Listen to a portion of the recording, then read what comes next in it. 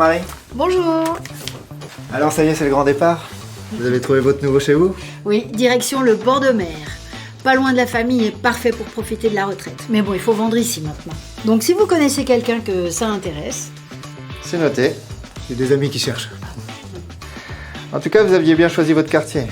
On est bien ici, entre les écoles et les commerces. Ah, ça c'est sûr, les enfants ont adoré grandir ici. Dire qu'on a acheté en 1997, ça file à une vitesse. En tous les cas, c'est le meilleur investissement qu'on ait pu faire. Ah bah la pierre, on peut dire ce qu'on veut, c'est un bon placement. Une valeur refuge. Et vous passez par une agence pour le vendre? Non, je me suis très bien renseignée, je m'en occupe moi-même. Surtout que maintenant j'ai le temps. Vous seriez pas plus tranquille avec un agent immobilier? Moi, j'aurais jamais acheté sans passer par un professionnel.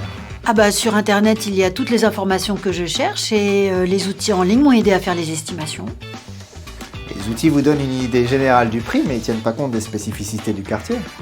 L'agent immobilier, lui, il sait mettre en avant les atouts du quartier. Et c'est ça qui fait la différence pour trouver le bon acheteur et aussi pour fixer le juste prix. Vous savez, agent immobilier, ça s'improvise pas. Ils ont des cartes professionnelles, c'est une profession réglementée. Pour être tout à fait honnête, si je trouve un acheteur par moi-même, j'économise les honoraires. Ça fait quand même une belle somme. Après, vous savez, ces honoraires, il faut les voir comme un investissement. On évite des erreurs qui peuvent nous coûter beaucoup plus cher.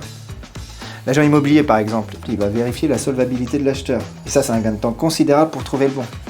Et puis c'est sans compter sur toutes ses connaissances sur les normes d'urbanisme qui changent en permanence. Et puis c'est lui qui va rédiger le compromis. En immobilier, chaque détail peut devenir un sacré problème.